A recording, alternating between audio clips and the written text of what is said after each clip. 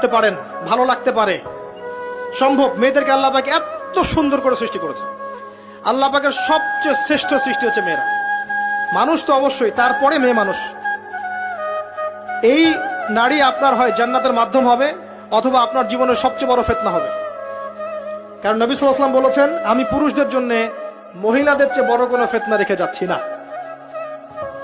প্রচন্ড বড় ফিতনা হতে পারে, সাবধান। তো এখানে দেখেন মেয়ের হাঁটার বর্ণনা আল্লাহ পাক দিয়েছেন। এখনকার জেনারেশনে মেয়েদেরকে আপনি হাঁটা শেখান। রাস্তাঘাটে, শপিং মলসে, সব জায়গায় দেখবেন গেঞ্জি আর জিন্স আর টি শার্ট পরে, ফর্মাল পোশাক পরে, স্যুট বুট পরে ঘুরছে। মাঝে মাঝে পোশাকের এখানে ওখানে ফাড়া ছেঁড়া, এটাই নাকি স্টাইল।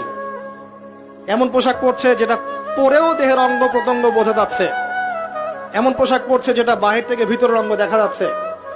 অমুসলিমদের পোশাক পরছে, ছেলেদের পোশাক পরছে। এগুলো সবই আখিরুজ্জামানের সাইন। আখিরুজ্জামানে এরকম মেয়েদের সংখ্যা বাড়বে। নিসাউন কাসিয়াতুন আরিয়া, এরা কাপড় পরেও নগ্ন থাকবে। মুইলাতুন মামিলাত, এরা মানুষকে আকৃষ্ট করবে, নিজেরাও আকৃষ্ট হবে। এরা জান্নাতের গন্ধ পাবে না, যদিও জান্নাতের গন্ধ যোজন যোজন দূর থেকে পাওয়া যায়।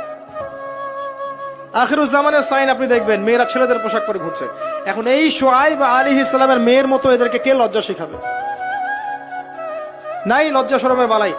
স্যার ক্লাস নিচ্ছে, সে গোল হয়ে বসে আছে, কোচিং করছে। টিচার গায়রে মাহরাম, সে ক্লাস নিচ্ছে, পড়াচ্ছে, গোল টেবিল করে বসে আছে মেয়েরা। দেখবেন কারো গায়ে হিজাব নাই, সালোয়ার কামিজ পরে ক্লাস করছে এবং দেহের অঙ্গ প্রত্যঙ্গ বোঝা যাচ্ছে। এবং কোন কোন সময় দেখবেন টিচারও সুযোগ নিচ্ছে, গায়ে হাত দিচ্ছে।